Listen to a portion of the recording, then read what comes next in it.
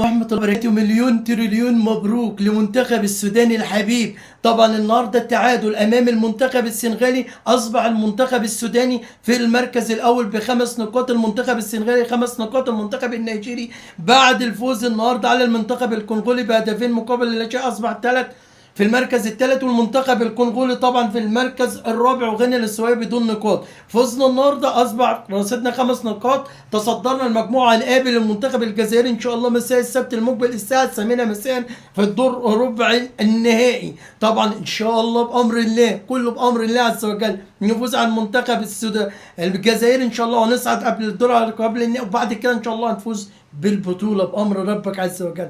طيب هنا يا كابتن احنا معانا نقطتين مهمين جدا. النقطه الاولى طبعا المنتخب السوداني ان شاء الله معانا مباراه الحاسمه امام المنتخب السنغالي يوم 5/9 في تصفيات كاس العالم. طبعا المباراه هتكون في السنغال. رصيدنا يا كابتن المنتخب الكونغولي 13 نقطه، المنتخب السنغالي 12 نقطه، المنتخب السوداني 12 نقطه، المنتخب التوغولي 4 نقاط، والمنتخب جنوب السودان 3 نقاط، والمنتخب طبعا موريتانيا نقطتين. مهم جدا. تمام. ان شاء الله هنقابل السنغال يوم 5/9 ان شاء الله في السنغال.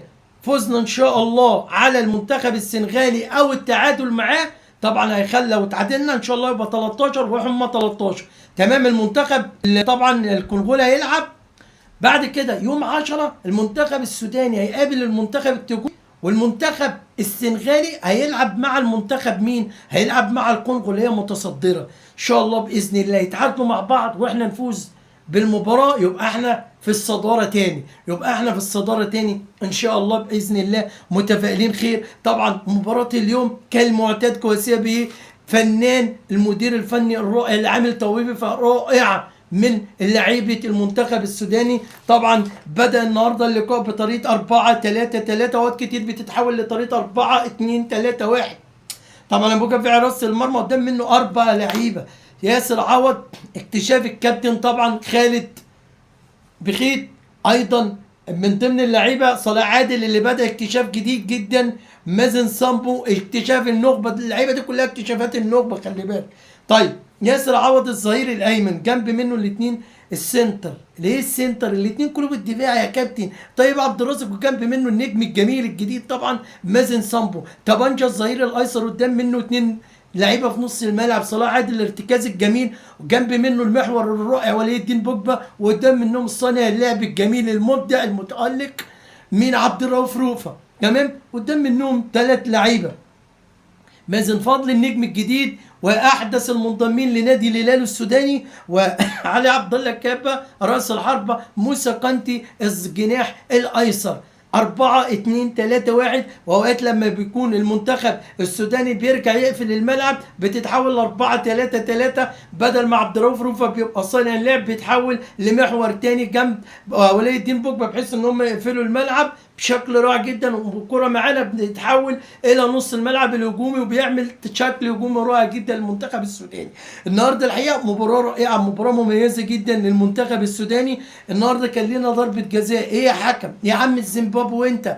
كرة لينا ركله جزاء ما حسبتهاش ليه؟ ليه ما حسبتش الكرة ركله جزاء باينه وواضحه وضوح الشمس؟ ولي الدين بوجبا طبعا داخل منطقه الجزاء، الولد عمرو باي نص الملعب المدافع، باين ان هو واخد باينه يا ابني، ما حسبها ما علينا. المهم اللقاء انتهى بالتعادل. طبعا التعادل ده نتيجه ايجابيه لان خلتنا متصدرين، وهنقابل المنتخب الجزائري اللي هو تاني المجموعه ان شاء الله يوم السبت. تمام. يبقى كده المنتخب السوداني هيلعب مع الجزائر، اوغندا مع السنغال، المغرب مع تنزانيا، وكينيا مع مدغشقر. ان شاء الله بامر الله تعالى نفوز وان شاء الله نفوز كمان في تصفيات كاس العالم. وطبعا كلنا مش ناسين في شهر 3 لما المنتخب السوداني تعادل مع المنتخب السنغالي، كانت نتيجة إيجابية جدا. وبعدها ب3 أيام الحقيقة اخواتنا وحبايبنا بتوع جنوب السودان عكننوا علينا وجابوا جون. يعني الحقيقة مش عارف اقول ايه، بس يلا ما علينا. ولكن الامل موجود ان شاء الله وبقوة. 13 نقطة الكونغو، 12 السنغال، 12 منتخب السوداني خليني متفائل جدا ان ما شاء الله ان لعيبه المنتخب السوداني خصوصا لعيبه نادي الهلال وصلوا لمستوى رائع جدا جدا من اللياقه البدنيه، وده اللي مخليني مبسوط جدا. لان طبعا لما كنا بنلعب قدام السنغال وجنوب السودان بيجي الشوط الثاني المنتخب السوداني كان بيقع بدني، بيضطر المدير الفني الكواسيه بيه ان هو يقفل الملعب عشان يحجم الفريق على قد ما يقدر خصوصا منتخب السنغال. فان شاء الله اللعيبه فايقه جدا، لعيبه مميزين جدا في معدل اللياقه البدنيه العالي دلوقتي يفرق معانا جدا. اللعيبه جاهزين جدا ان شاء الله. المنتخب هيخلص من هنا من بطوله افريقيا المحليين على طول هيخش المعسكر استعدادا لمباراه السنغال في تصفيات كاس العالم يوم 15. مباراه تكون في السنغال الساعه 10 مساء. يوم 9/10 هنلعب مع المنتخب التوغولي ان شاء ربك عز وجل. هنفوز وهنصعد لكاس العالم عشان المنتخب السوداني يستحق الفرحه. الشعب السوداني الجميل ده يستحق الفرحه. هم يستحقوا. الناس دي اتظلمت كتير وقاسوا كتير. اقل حاجه افرحوا ازاي؟ نفرح معاهم ان شاء الله. والله ان شاء الله نفرح. كل التوفيق ان شاء الله للمنتخب السوداني الحبيب. النهارده الحقيقه عبد الرؤوف رؤوفة يواصل الابداع الكروي. الحقيقه عبد الرؤوف رؤوفة بيفكرني بنجم المنتخب المصري محمد ابو تريكه، كان في الترسانه وكان مكسر الدنيا، وبعد كده على 27 كان مقترب من ال 28 عام الاهلي ضمه. بعد لما انضم الاهلي اصبح شكل تاني، وهنا عبد الرؤوف رؤوفة بعد التجديد اصبح كواليتي تاني وشكل تاني خالص مع نادي الهلال، يعني وكانه جاي من كوكب تاني خالص. مجرد لما جدد عقده ومسك الكابتن خالد بخيت طبعا في بطوله النخبه تالق عبد الرؤوف ولفت الانظار واصبح لاعب اوروبي جديد. الحقيقه كل التوفيق ان شاء الله لعبد الرؤوف رؤوفة. طبعا يفرق كتير جدا مع المنتخب السوداني خصوصا ان هو صانع اللعب الرائع والمميز جدا مع المنتخب السوداني. ان شاء الله عودة الغربال يعود ان شاء الله قبل المباراة القادمة، لان الغربال مهم جدا وعنصر هام جدا للمنتخب السوداني. كل التوفيق ان شاء الله للمنتخب السوداني ومتفائلين جدا جدا ان شاء الله باذن الله ان احنا هنفوز ان شاء الله. النهارده الحقيقه المدير الفني للمنتخب السنغالي كان عاطط 2 لعيبه لعبد الرؤوف رؤوفة، اللاعب رقم 7 غاي واللاعب الارتكاز بتاع نص الملعب مابي يابالي. كان ماسكوا الاثنين الحقيقه يا يلي كان الاثنين دول ماسكين عبد الرؤوف رؤوفة في كل مكان يروح معاك منين ما تروح معاك. رغم كده عبد الرؤوف النهارده سدد اكتر من تسديده، والحقيقه كان متالق جدا جدا. مليون تريليون مبروك لكل شعب السوداني الجميل، لكل حبايبنا. وطبعا هنا القناه الجديده خلاص دي اصبحت القناه الرسميه لنادي الهلال السوداني. القناه دي اسمها تيفو الهلال السوداني.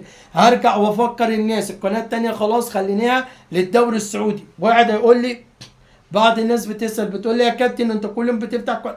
لا، قناه ثانيه انا متعاقد مع الدوري السعودي. التعاقد ده لازم اذيع مباراه للدوري السعودي، تمام؟ لازم ان انا احلل مباريات. طيب في قناه بتاعت الاتحاد، في قناه بتاعت الهلال، والقناه الجديده، والقناه دي كان لازم ان انا احط مباراه للنصر وللاهلي على القناه دي، تمام؟ يا اما في شرط جزاء. طيب انا هنا اضطريت بدل ما احط قناه مطوشه للاهلي او مطوشه للنصر وكده، قلت لا ده انا لازم حبايب قلبي بتوع الهلال السوداني والمنتخب السوداني لازم اعمل لهم قناه مخصوصه. عشان كده عملت القناه دي اللي هي تيفو الهلال السوداني مخصوصه لكل جمهور نادي الهلال السوداني.